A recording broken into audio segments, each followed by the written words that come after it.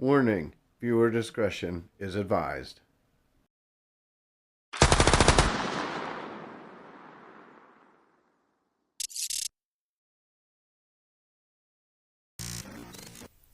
Welcome everyone to today's countdown of the top 5 most disturbing facts about the 1970 co-ed murders of Karen Farrell and Merritt Malarick. Number 5, they were abducted out of downtown Morgantown. That is also known as main campus. And that is disturbing for a multitude of reasons.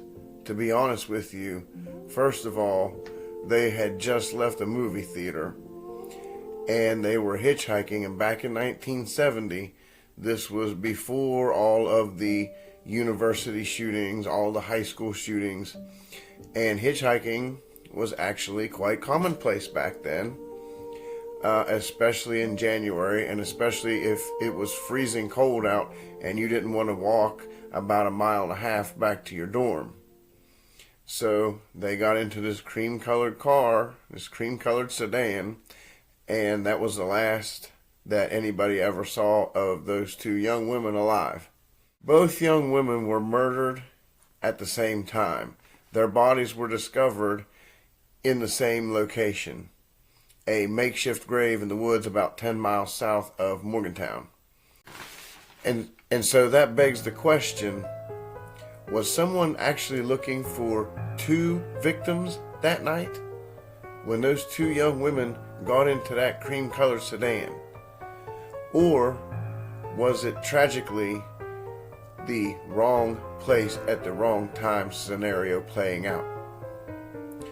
In either event, it is tragic and unfortunate and quite disturbing that both of those young women were horribly murdered at the same time, probably on the same night, possibly at the same location, but not, I don't believe personally, not murdered where their bodies were eventually discovered. Number 3 is the triangle letters. Postmarked from Cumberland, Maryland, 4 letters were mailed to either the state police, the university, or the parents of Karen Farrell and Merritt Malarick, which is both disturbing and, when you think about it from the parents' perspective, quite sickening to think that you would get a letter from someone claiming to be the murderer of your child. So disturbing on many levels, thusly deserving of its number 3 position on the countdown.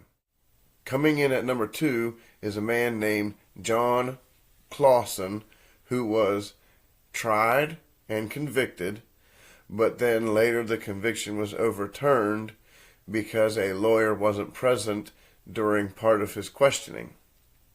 Then he was retried and reconvicted, but yet in the public eye, due to discrepancies in his confession and the fact that he wasn't the type of a person that seemed like they were capable of such a horrific murder.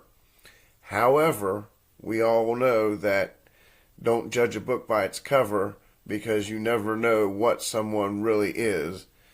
And he could have been, but most people, including myself, we don't believe that John Clawson was the murderer of these 2 young women, Karen and Merritt. Which begs the question, back then, could the killer, if it wasn't John Clawson, could the killer have still been on the loose? Absolutely. Maybe at another university. Maybe a famous serial killer who ended up getting away with these 2 murders.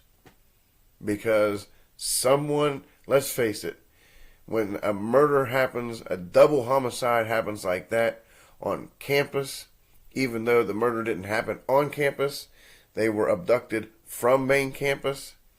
Someone has to be held accountable.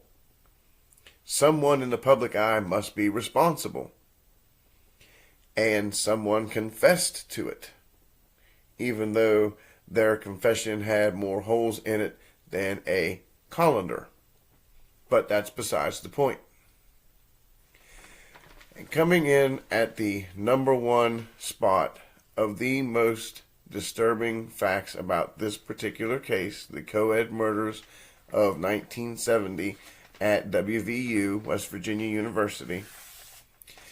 The number one most disturbing fact, and I think that this is a tragedy as well as an opening for continued research and continued searching for these remains, because after 54 years, this is now late August 2024, after 54 years and ground penetrating radar used 2 years ago in 2022, their heads have never been recovered.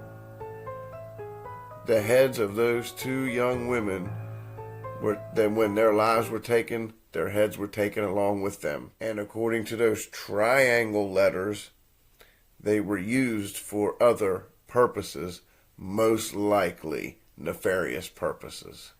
So, that's my top 5 countdown of the most disturbing facts about that particular case, the case of the 1970 co-ed murders at West Virginia University.